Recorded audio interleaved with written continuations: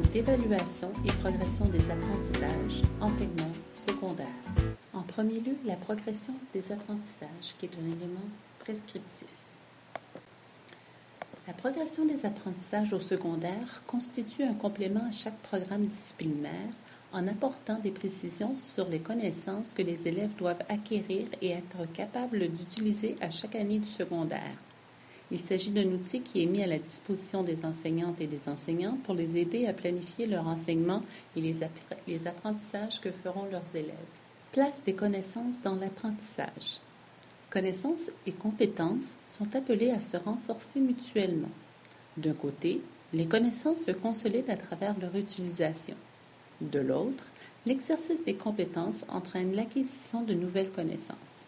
Faire acquérir des connaissances pose toutefois le défi de les rendre utiles et durables, ce qui renvoie à la notion de compétence. En effet, on est véritablement assuré de l'acquisition d'une règle de grammaire, par exemple, que lorsqu'il est utilisé de façon appropriée, dans des textes et des contextes variés qui vont au-delà de l'exercice répétitif et ciblé. À l'intérieur de la progression des apprentissages, nous retrouverons 3 symboles. Premièrement, la flèche.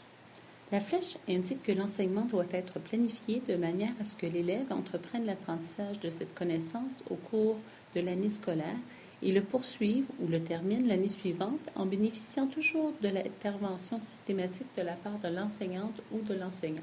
L'étoile indique que l'enseignement doit être planifié de manière à ce que la majorité des élèves aient terminé l'apprentissage de cette connaissance à la fin de l'année scolaire. Pour terminer, l'espace grisé indique que l'enseignement doit être planifié de manière à ce que cette connaissance soit réutilisée au cours de l'année scolaire. Divisé en 2 sections, connaissances et utilisation des connaissances, ce document offre une vue d'ensemble des apprentissages que les élèves doivent réaliser tout au long de leur parcours artistique au secondaire, tant du côté des programmes obligatoires que de celui des programmes optionnels. La première section est consacrée aux connaissances que les élèves devraient posséder à la fin de chaque cycle, ainsi qu'à la fin de la 4e année du secondaire, où la sanction des études s'applique. La deuxième section illustre, par des actions observables, la façon dont ces mêmes connaissances sont mobilisées lors de l'exercice des 3 compétences dont le programme vise le développement. Les verbes d'action utilisés pour les énoncer marquent la progression des apprentissages pour chacune des composantes des compétences, d'un cycle à l'autre et d'une année à l'autre dans chaque cycle.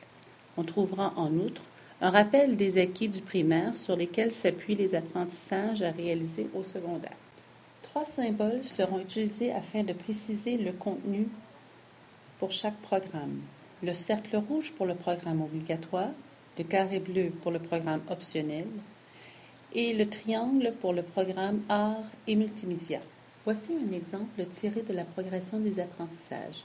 Nous pouvons voir l'utilisation des symboles flèche, étoile, zone grisée, ainsi que le cercle, le carré et le triangle. Les programmes du secondaire ont été conçus de façon à assurer une progression continue des apprentissages artistiques dans la même discipline du début à la fin du secondaire. Les élèves peuvent donc poursuivre leur parcours artistique dans une même discipline au 2e cycle. Il arrive toutefois que certains d'entre eux changent de discipline à chaque année de ce cycle. Il importe donc de mettre en place les conditions qui permettront d'assurer à tous une formation en art aussi complète que possible.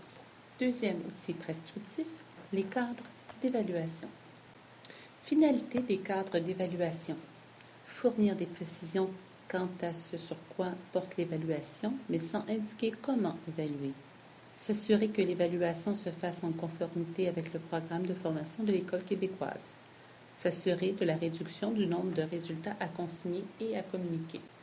Voici le portrait de la situation avant l'allègement. La compétence 1 comptait 6 critères d'évaluation et un résultat à produire. La compétence 2 comptait 5 critères d'évaluation et un résultat à produire également. Avec l'allègement, la compétence 1 et la compétence 2 ont été jumelées.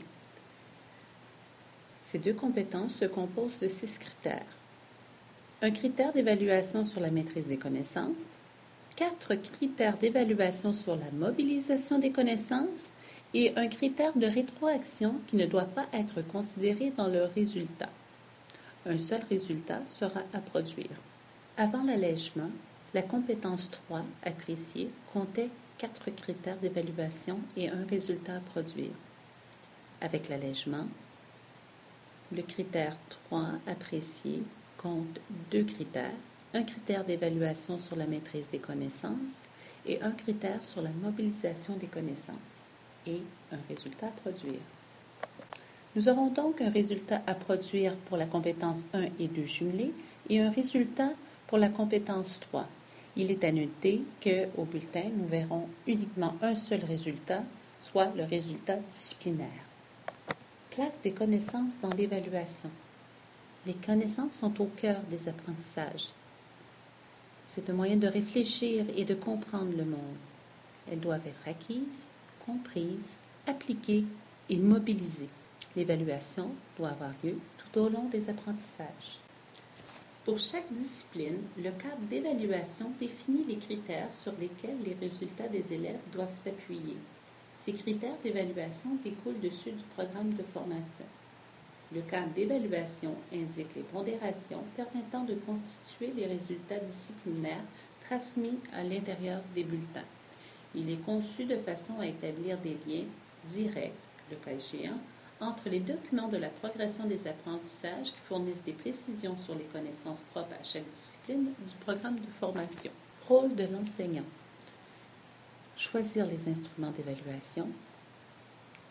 Fournir une évaluation constante et périodique des besoins des élèves.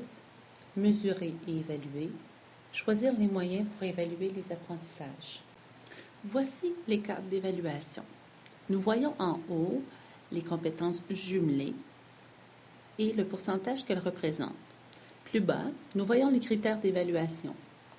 À gauche, nous retrouvons les critères liés à la maîtrise des connaissances et à droite, les critères liés à la mobilisation des connaissances. Le dernier critère à droite est accompagné d'un astérisque, ce qui veut dire que ce critère doit faire l'objet d'une rétroaction à l'élève qui ne sera pas considérée dans l'évaluation. Ici, il faut noter que les compétences 1 et 2 ont été jumelées et non fusionnées. Elles représentent 70% du résultat. Apprécié comptera pour 30% du résultat. Ces deux compétences seront calculées ensemble afin de produire un seul résultat disciplinaire au bulletin. Il est possible d'évaluer la compétence 1 et 2 à la première étape et la compétence 3 à la deuxième étape ou vice-versa. Toutefois, il est obligatoire d'évaluer toutes les compétences au troisième bulletin. Pour le troisième bulletin, nous considérons les évaluations de la troisième étape ainsi que les travaux pertinents de l'année, ce qui nous permettra de faire un bilan.